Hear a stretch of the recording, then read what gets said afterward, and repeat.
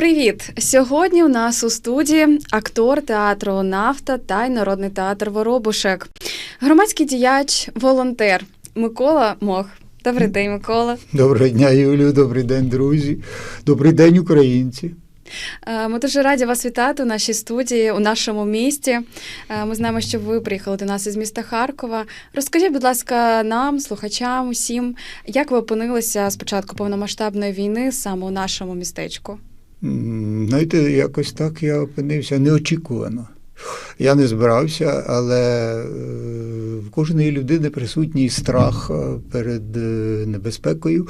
І коли 24-го почалися вибухи і почалась війна, я був вдома, був готовий рюкзак там з необхідними цими речами для того, щоб спуститись в бомбосховище. А бомбосховище в мене найближче – це метро Пушкінська в місті Харкові.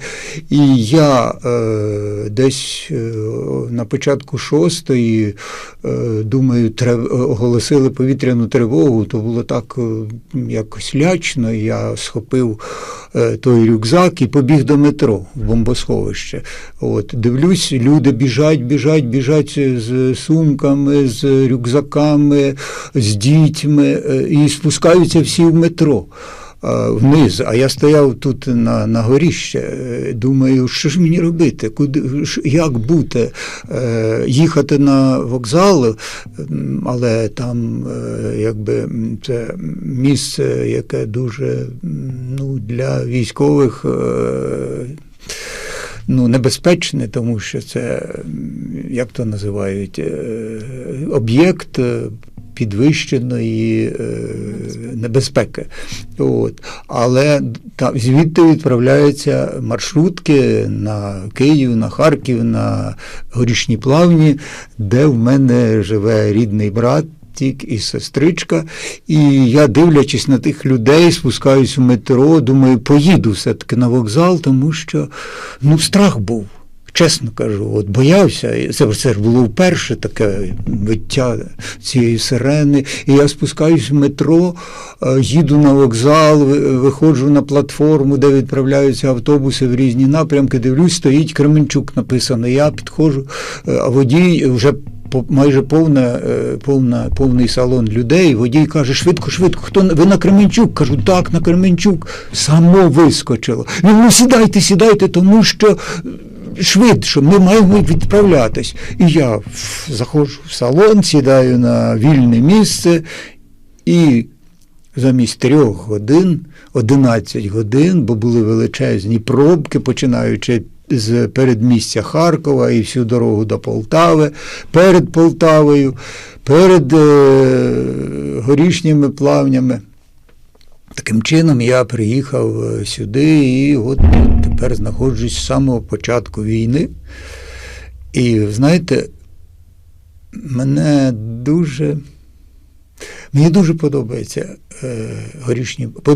Горішні Плавні, тому що місто дивне, воно дуже маленьке. От за цей час досить важко було, звичайно, звикати від такого мегаполісу, як Харків, опинившись в Горішніх Плавнях, але місто дуже зелене, маленьке, всього 10 вулиць. Я за цей час, після того, коли закінчиться моя волонтерська діяльність, яку я постійно веду в цьому місті, іду обов'язково ввечері на довгу таку прогулянку, тому що я собі поставив, оскільки я не маю тут занять спортом, то я багато ходжу, просто швидко ходжу десь 10-12 кілометрів щодня ввечері перед сном. Особливо люблю місце дитячого пляжу, там алея закоханих, там рибалки сидять, там люди. І це мене трішки врятувало від тої ностальгії по Харкову. Все-таки це моя мала батьківщина. Я люблю це місто. Ось таким чином я тут і опинився.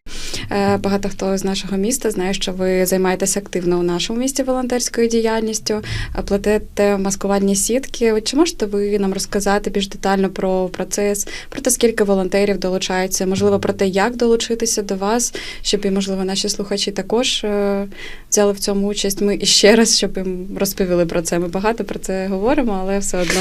Буквально, мабуть, на другий день, 25 числа, я вже дізнався, що тут в Палаці культури місцевому чудове приміщення, плетуть маскувальні сітки. Я їх ніколи не плів, чесно кажучи. В Харкові я займався більше такою громадською діяльністю, виступами, зустрічами, читанням поезії. А тут поки що в мене була тільки така можливість піти, я на другий день пішов. Я прийшов, там багато дуже людей було, я так притирався кілька днів, а потім поступово людей стало меншати. І зараз у нас працює 2 бригади постійних, де плетуть сітки десь 8-10 чоловік кожного дня. Добавляються люди, потрішку приходять, але в основному містяни. На що мене дуже, трішки не дуже, а хай буде дуже дивує, тому що в Горішніх Плавнях дуже багато харків'ян. Я бачу машини, я знаю, харківський номер починається на Ах, от там біля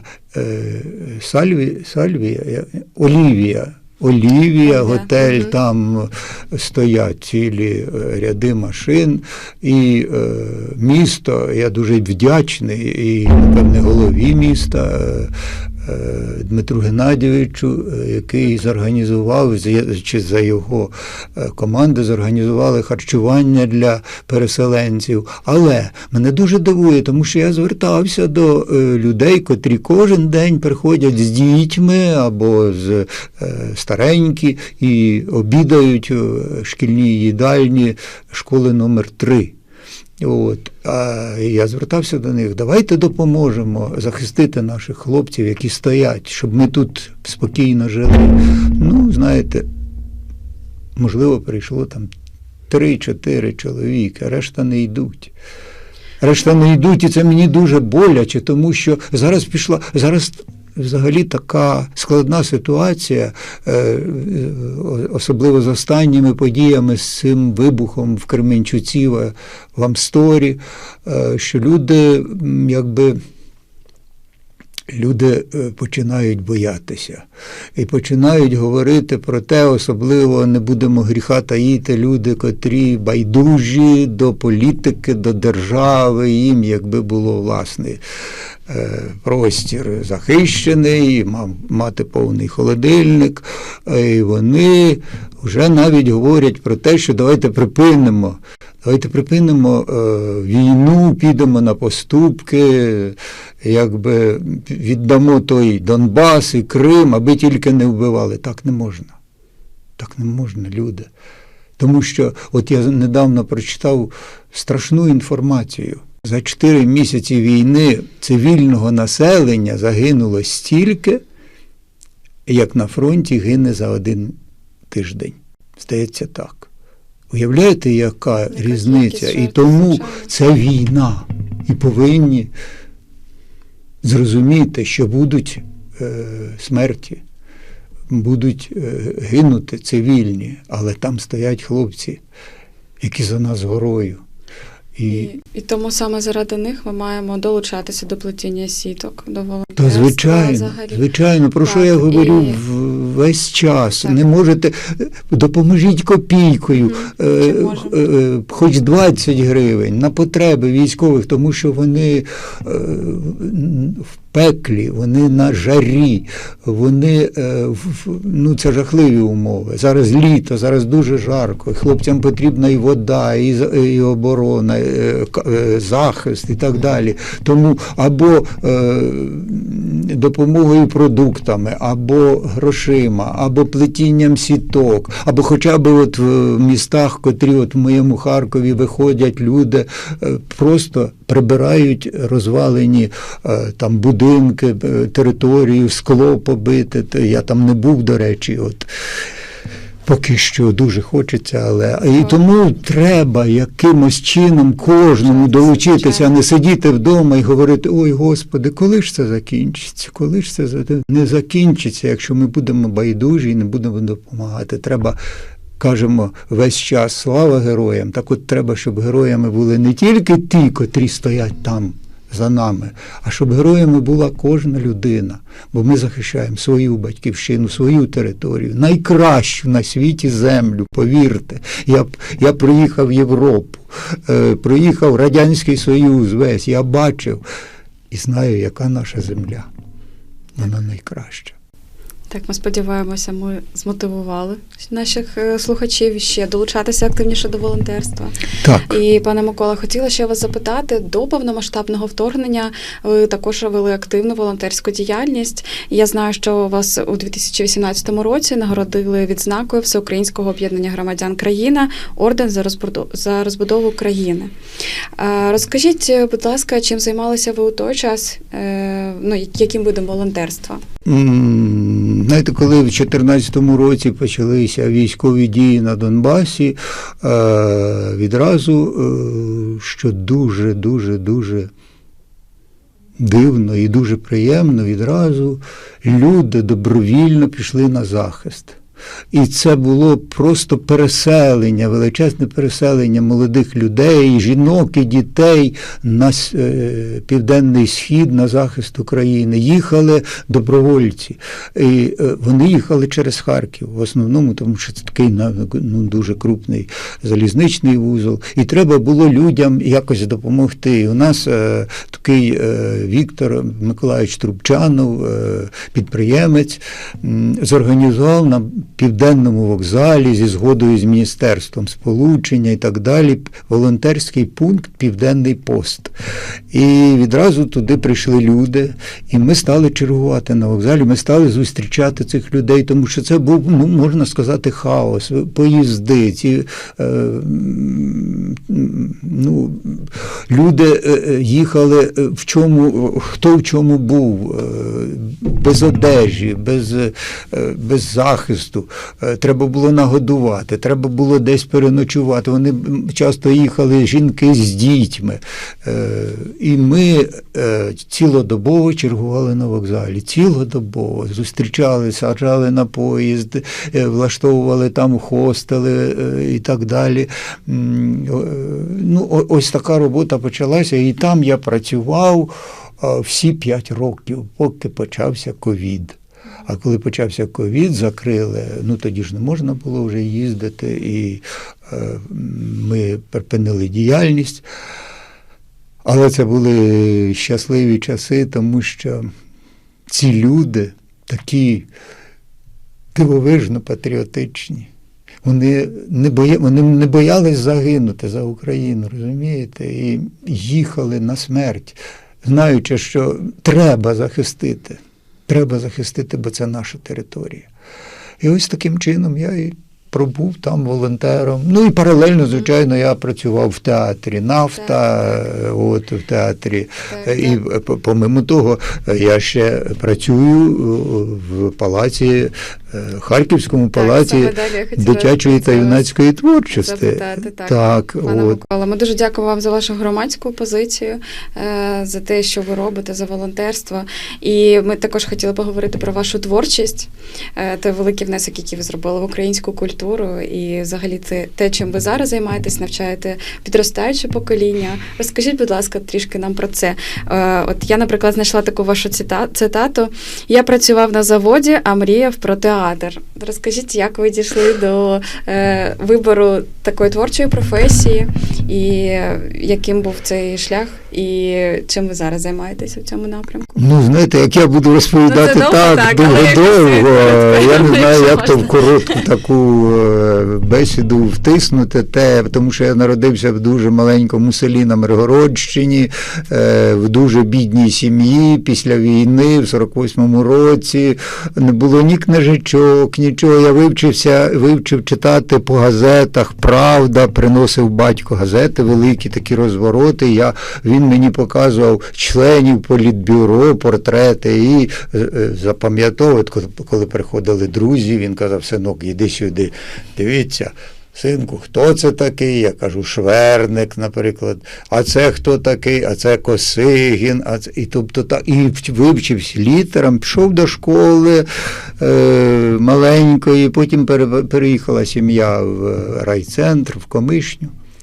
І там прийшла моя юність, там я став ходити до місцевого будинку культури, там став вчити гуморевське і став читати на концертах. І це мені так сподобалось, якось так я зразу схопив образність гуморевське, що мене стали вже запам'ятовувати і запрошувати на всякі там свята, щоб я почитав.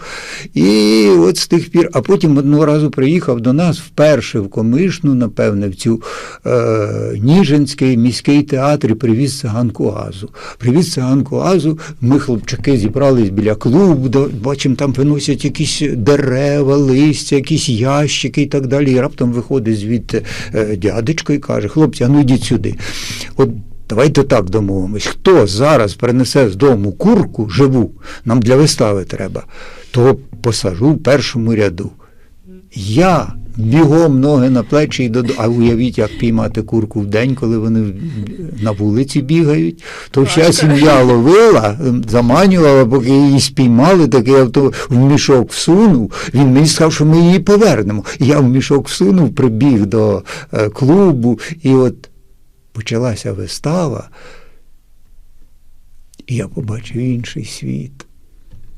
І то мені так запало в душу, що я зрозумів, що я повинен туди поринути в цей світ і повинен стати актором.